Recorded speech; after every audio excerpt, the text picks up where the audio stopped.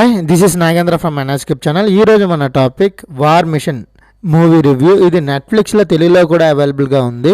First of all ఈ movie కోసం చెప్పాలంటే ఓకే, మూవీ గుడ్, పర్వాలేదు, ఒకసారి చూడొచ్చు. స్టోరీ అయితే చాలా సింపుల్ స్టోరీ.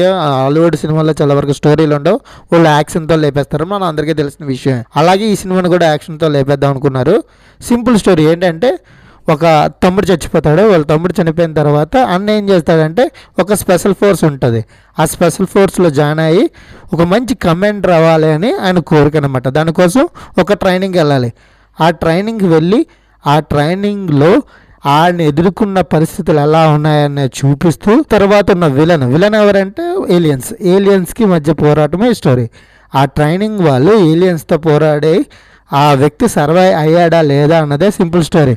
కానీ స్టోరీ మనకి అక్కడ ఏలియన్స్ ఉన్న విషయం, ఆ ఏలియన్ అక్కడ వరకు వచ్చినంత వరకు తెలియదు. దాన్ని చూపించి ఒక థ్రిల్లింగ్గా చూపించడంలో మేకర్ సక్సెస్ అయ్యారు.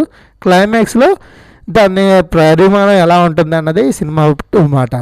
మెయిన్గా హీరో యొక్క కాన్సెప్ట్ మీద స్టోరీని నడిచింది. హీరో ఎంత ఉండాడు, ఆయన ఎదుర్కొన్న పరిస్థితులు ఏంటి, ఆయన ఎదుర్కోవడం వల్ల తన సోల్జర్కి ఎంత ఉపయోగపడతాడో అన్న చూపించడంలో మేకర్ సక్సెస్ అయ్యారు. ఆ విధంగానే స్టోరీని నడిపించారు, ఎక్కడ బోర్ కొట్టించకుండా. అది ఎందుకంటే 2 hours లోపే ఉంటుంది కాబట్టి మనకు బోరే కొట్టదు సినిమా. ఇంకా స్టోరీలో ఇంకా లేయర్స్ ఉండవు, పెద్ద యాక్షన్మే కాబట్టి యాక్షన్లో మంచి కొత్త రకం యాక్షన్స్ చూపించారనమాట. మనకి విలన్ ఎవడో తెలిస్తే ఆయన పట్టుకోవడానికి ఉంటుంది. ఈ సిచ్యువేషన్ ఏంటంటే, విలన్లో ట్రాప్ అయిపోతారు వీళ్ళు. ఆ మామూలు మనుషులు రక్షిద్దామని అనుకుంటే ఏలియన్స్ వచ్చి అటాక్ చేస్తాయి.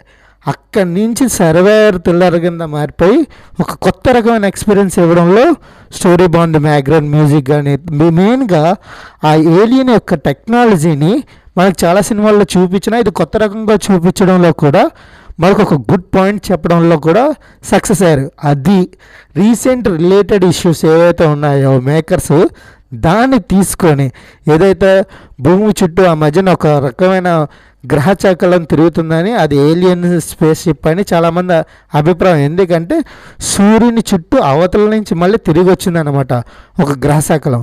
దాని మీద ఏలియన్స్ ఉన్నారని చాలా థియరీస్ ఉన్నాయి. అది తప్పని తెలిసిపోయింది. దాంట్లో ఏలియన్స్ ఉంటే ఎలా ఉంటుంది, ఆ ఏలియన్స్ వచ్చి భూమి మీద ఎలా నాశనం చేస్తే దాన్ని అమెరికా వాళ్ళు ఎలా కాపాడారు. ఈ మూవీ యాక్షన్ కోసం, అడ్వెంచర్ కోసం ఒకసారి చూడొచ్చు. ఈ మూవీకి ఇస్తున్న rating 2.75 out of 5. This is Nagendra from ఎన్ఎస్కిప్ channel. Please subscribe my channel. Thank you for watching. Thank you.